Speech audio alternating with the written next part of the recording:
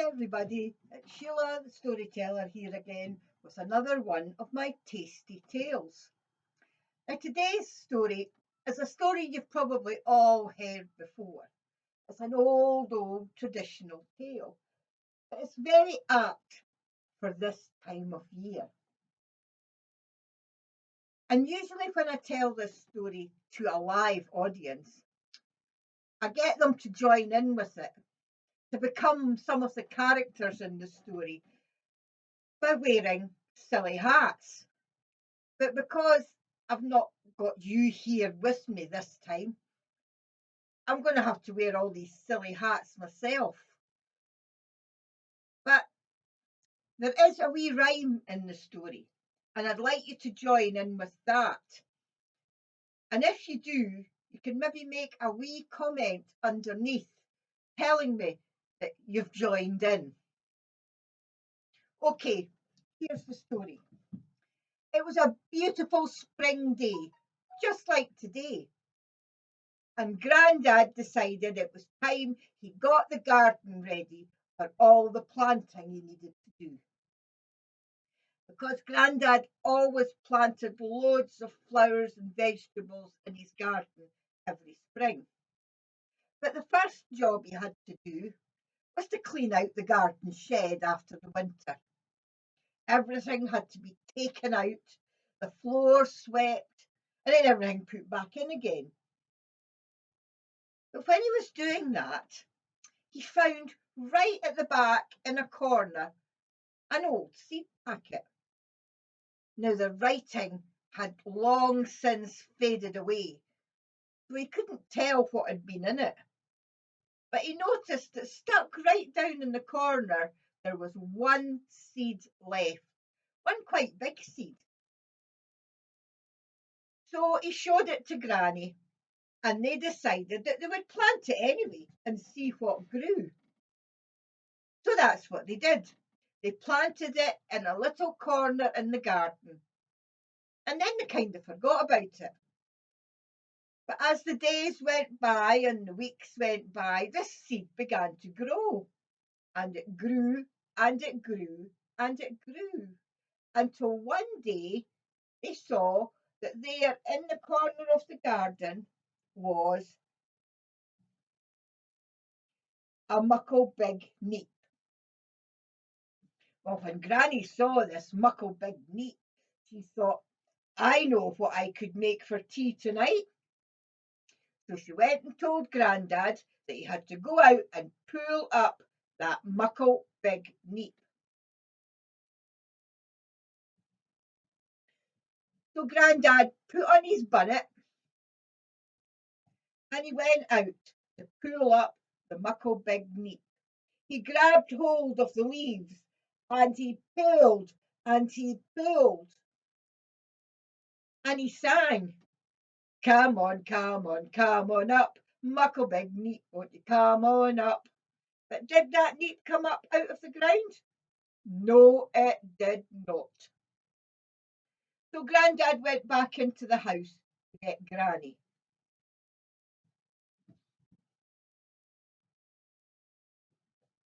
And Granny came out, and Granny got hold of Grandad's jacket, and Grandad got hold of the Muckle Big Neep, and they pulled, and they pulled, and they sang, come on, come on, come on up, Muckle Big Neep, won't you come on up? But did that neep come out of the ground? No, it did not. So Granny said, I'll just go and see if the wee boy next door's at home. So she went next door and got the wee boy. And he came into the garden and he grabbed hold of Granny's cardigan. And Granny grabbed hold of Grandad's jacket. And Grandad grabbed hold of the Muckle Big Neep. And they pulled and they pulled. And they sang, come on, come on, come on up, Muckle Big Neep, won't you come on up? But did that neep come out of the ground? No, it did not. So the wee boy said, I'll just go and get my sister. So he went and he got his little sister. And she came out of the garden and she held on to the wee boy's sweatshirt. And the wee boy held on to Granny's cardigan, and Granny held on to Grandad's jacket, and Grandad held on to the Muckle Big Neep. And they pulled, and they pulled, and they sang, "Come on, come on, come on up, Muckle Big Neep would come on up." But did that neep come out of the ground? No, it did not.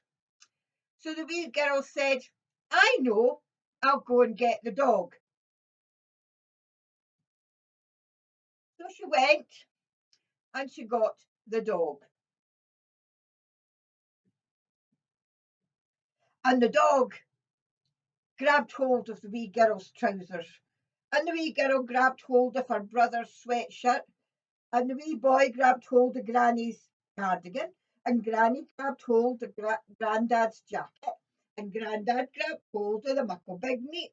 And they pulled, and they pulled, and they sang, "Come on, come on, come on up, Muckle Big Neep, would you come on up?" But did that neep come out of the ground? No, it did not.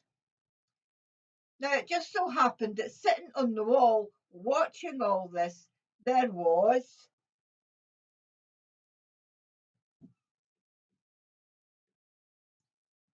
a cat.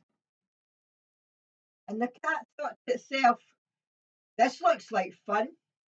So the cat jumped down and grabbed hold of the dog's tail.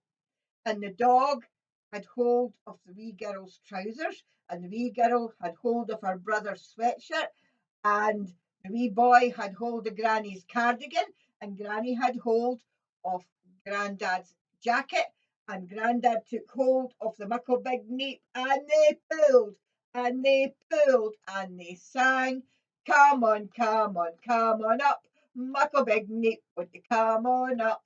But did that neep come out of the ground? No, it did not. But right at that moment, out of the shed came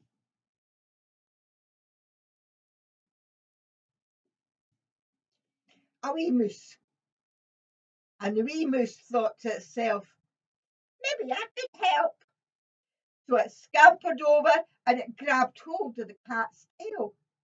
And the cat had hold of the dog's tail, and the dog had hold of the wee girl's trousers, and the wee girl had hold of the boy's sweatshirt, and the boy had hold of Granny's cardigan, and Granny had hold of Grandad's jacket, and Grandad had hold of the Muckle Big Neep. And they pulled, and they pulled, and they sang, "Come on, come on, come on up, Muckle Big Neep, will you come on up?" And all of a sudden, plop, out of the ground came the Muckle Big Neep. Well, Grandad fell over, Granny fell over, the wee boy fell over, the wee girl fell over, the dog fell over, the cat fell over, and the mouse ran away. And when they picked themselves up, Granny and Grandad got the Muckle Big Neep and they took it into the kitchen, and Granny scrubbed it and she peeled it and she cooked it with some potatoes and mashed them all together, mixed in some chives and some butter and a lot of pepper. And that's what they had for tea that night. Clapshot. And if you haven't had clapshot before, look it up because it's very, very tasty. And that's the end of today's tasty tale. I hope you enjoyed it. And I'll see you again on Monday with one of my homespun tales. Bye for now.